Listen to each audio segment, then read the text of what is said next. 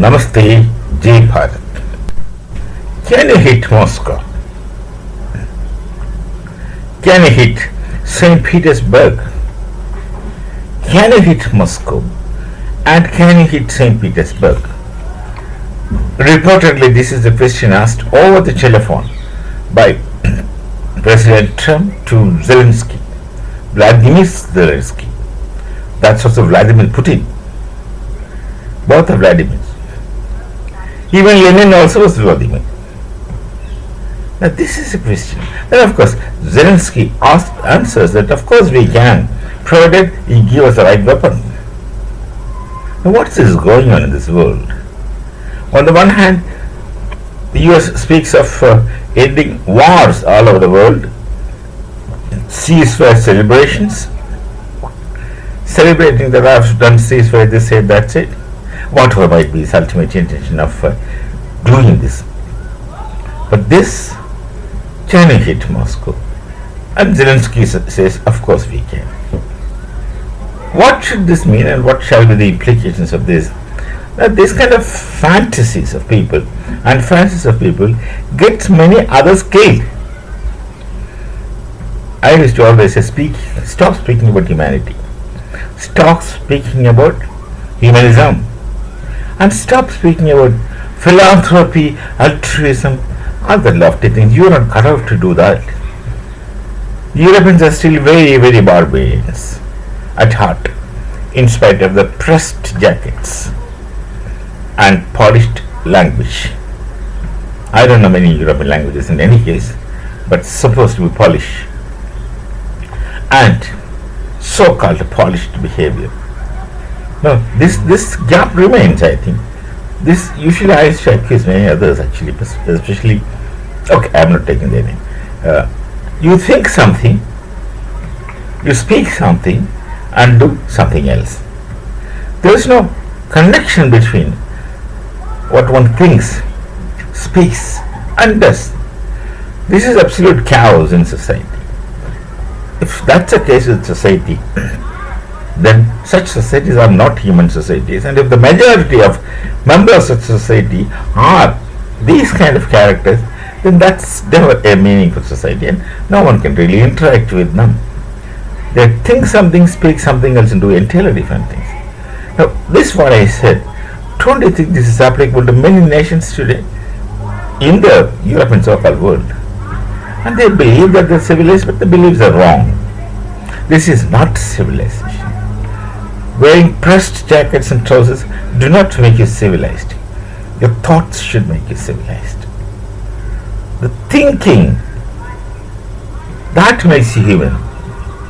Otherwise, no amount of talks on humanism, altruism, philanthropy, and rhetoric language makes you nothing. This war is going on between Ukraine and Russia. Now, if you make a postmortem analysis, who was responsible for what, who is responsible for this, these things become really secondary. People suffer and people die just because of the fancies of some leaders who are not kings. They're supposed to be democracy.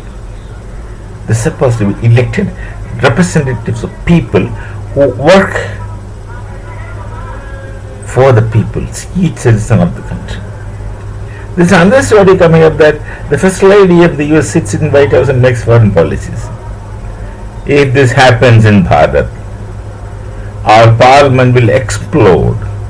That is a vibrant democracy in Bharat. We have opposition leaders speaking nonsense about the government, but we put up with such idiosyncrasies just because it is democracy. We want these people even to talk idiotic things. They start drawing implications of their convenience and accuse the most vulnerable prime minister in the world, I believe. Not just because he is my prime minister, but look at his qualities. Look at his straightforwardness, honesty, and sincerity. Of course, he is a Hindu and a Swayamsevak. This really means a lot. He doesn't think one thing, speak something else, and do entirely different thing. He has strategies But he doesn't speak about it. What he thinks, he forget about it. No one can understand. It's a different thing.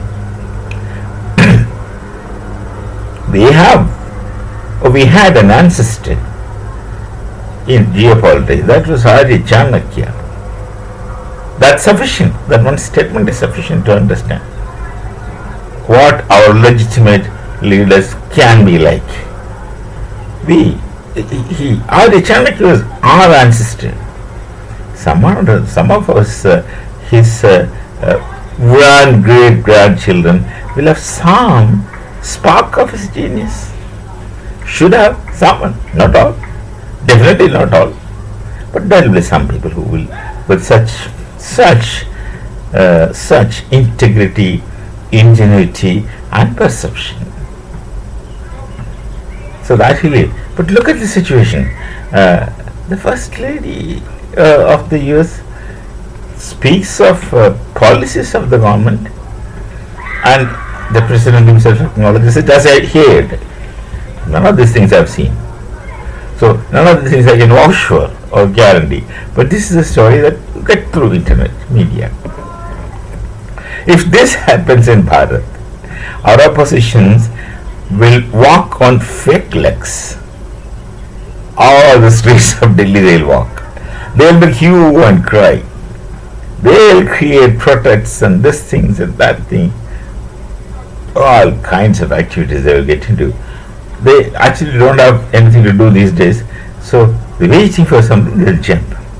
Because our opposition's work is to oppose only, as we see things. They are not business people. Hardly anyone makes into the other kinds of work. They are full-time politicians. The situation is rather funny, and of course, President Trump is rapidly losing popularity, as I understand, because of these inconsistencies with what he says and what he does, and suddenly not U-turn. The other day, this our major girl I was talking about V-turn. U-turn takes it has a turn radius, like in the flying classes. When the aircraft is taking a turn, it is a turn radius, and so much of time, so much of kilometer it travels in one turn, U-turn.